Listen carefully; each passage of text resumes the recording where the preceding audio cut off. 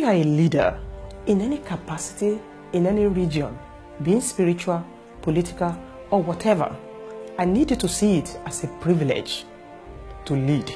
A privilege given to you by God Himself. God is so much interested in who leads the souls He created. So He specifically selects them and put them there.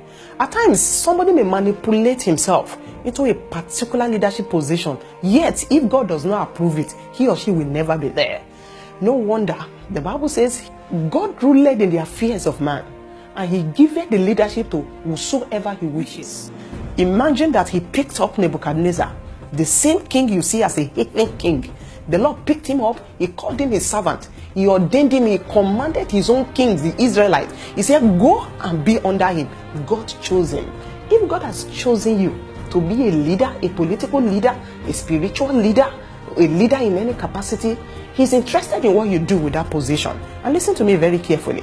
A single mistake you make to mislead anyone by the virtue of your position, even nobody has the right to question you, you will be answerable to God. And listen to me very carefully.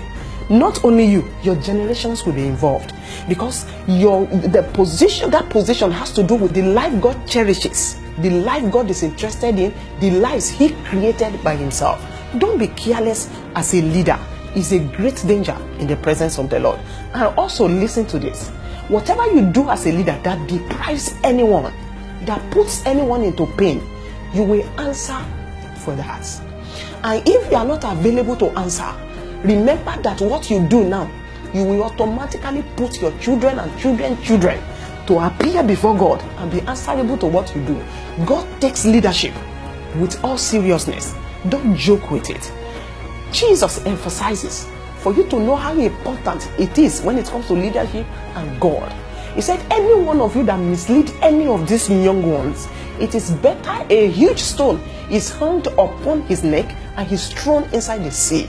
You could imagine how powerful, how dangerous that one is. It's a death sentence because a soul is misled.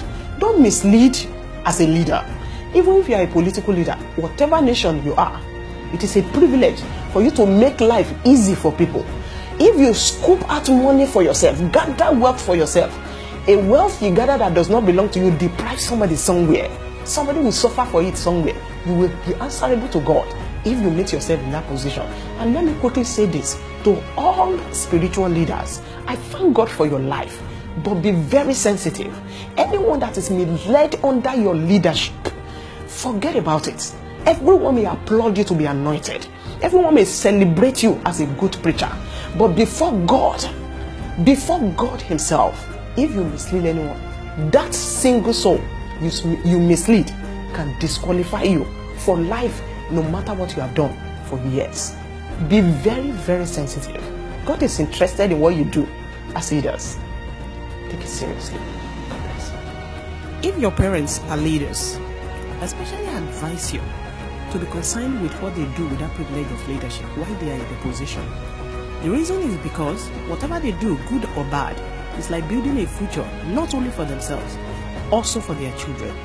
You need to know what is going on.